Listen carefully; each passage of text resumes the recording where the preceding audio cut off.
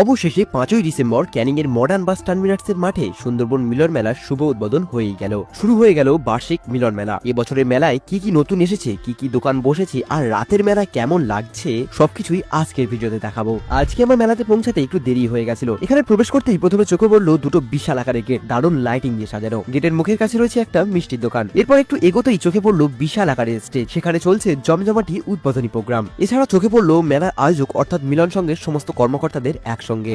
মেলার ভিতরে তৈরি করা হয়েছে একটি সেলফি জোন, দুটো উজ্জ্বল উইংস লাইটিং দিয়ে সাজানো, যেটা দেখতে সত্যি অনেক সুন্দর লাগছিল। অনেকেই কিন্তু এখানে দাঁড়িয়ে ফটো তুলতে ব্যস্ত।